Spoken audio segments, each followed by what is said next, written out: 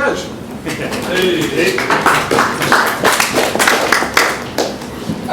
So we're here later to talk about the DivX connected platform that we've been working on for like 2 years now. Now this is the final stage of getting ready. So we've been working with Jerome and his team to set up some beta programs. So now we're reaching the end of the beta, so the product starts to get ready to be shown to the world. So that's what we're going to do today. So DivX connected. I mean, I hope you guys are remotely familiar with DivX and what we're doing, and we can promote video codec technology. We move into consumer electronic space and create good relationship with the OEM and the IC makers. And DivX connected platform is the next generation of consumer electronics for us. What we are looking at here is what we call the DivX connected prototype, I would say. Is integration. So this is not a product that will be found as is on shelf, and maybe it will, I don't know yet. It's a demo, it's a development platform. So what's important here is what's inside there. The chip and the technology that drive and that runs that. So the way it's set up is that you have a box that you put next to your TV. So today it's a box, it's a DMA, plastic DMA kind of product. Tomorrow that will find its way to DVD player, connected DVD player, set-top box, DVR, PVR, or even directly inside the TV.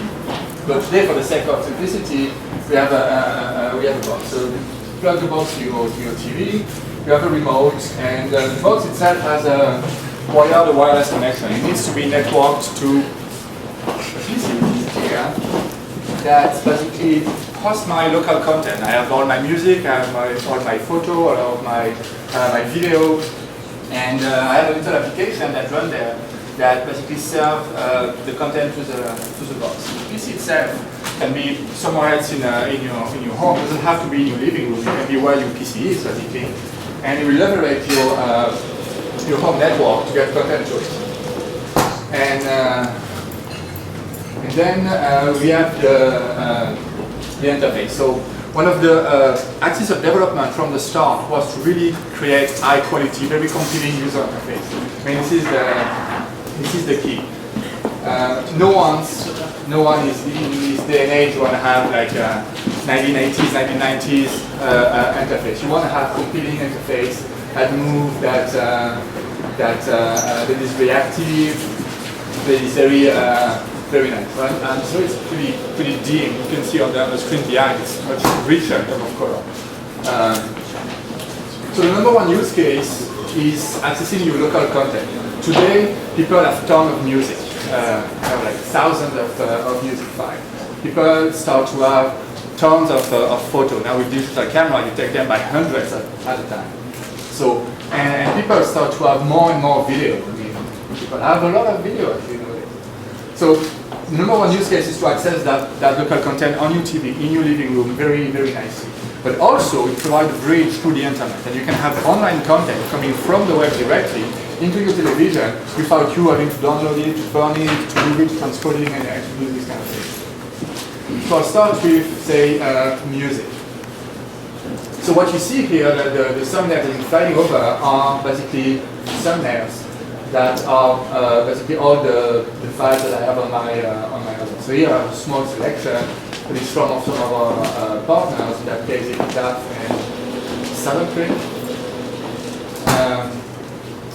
So here in that case I'm sorted by artist, and again here I got all the bright eyes, and that's the different albums that we have. That's the different albums. So I can sort by different topic, like by genre, for instance, etc. etc. So let's go back to my artist.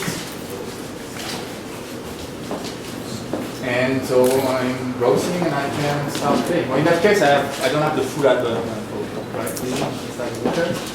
And so I can start playing. In case I have music playing. And that'll be the best sound. So music is playing, and while music is playing, I can still doing all the stuff. I can keep browsing and say, so you check my photos. So I was on holidays in Europe like 7 months ago, and went to Barcelona. Several familia, amazing. A lot of stuff. So those pictures are 5 megapixel pictures. And if you have interacted with DMA, you know that 5 megapixel picture usually takes a lot of time to paint on the screen because there is a lot of data to be processed. Decoding 5 megapixel JPEG in a box like this takes a lot of time. In that case, we are very, very quick. I can still listen to music. I have a shortcut so I can change track or stop it.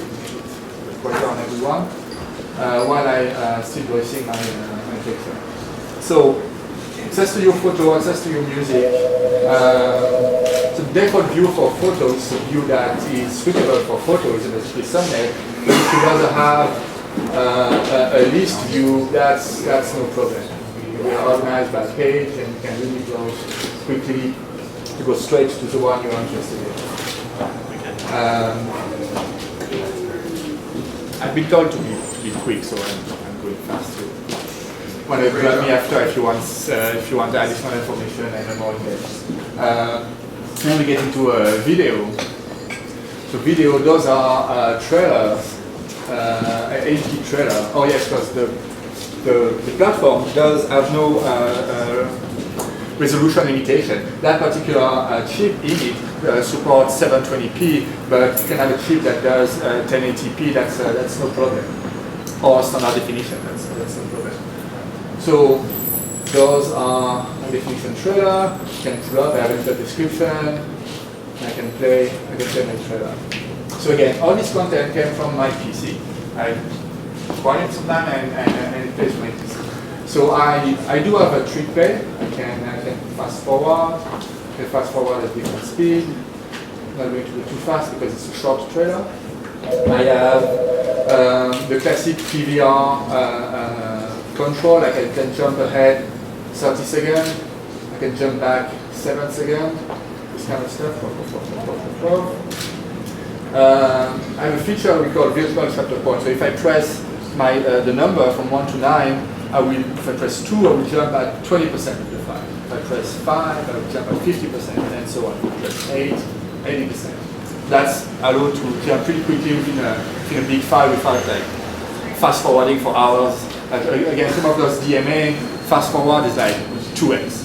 So you're out of luck if you want to jump into half of the movie. One of the interesting things is you can have one server that serves several boxes in the house. So I can have one box in my living room, one box in my bedroom, and say I'm starting a movie in my living room, and then I stop it, I go to my bedroom, and I go back to the same movie because it's served from the same computer. For instance, I get a long piece of content, my favorite British show. I'm watching it, or it's time to go to bed. I stop. I go back to my bedroom in a different box, and then I can resume exactly where I left it. So, and every content has a resume point.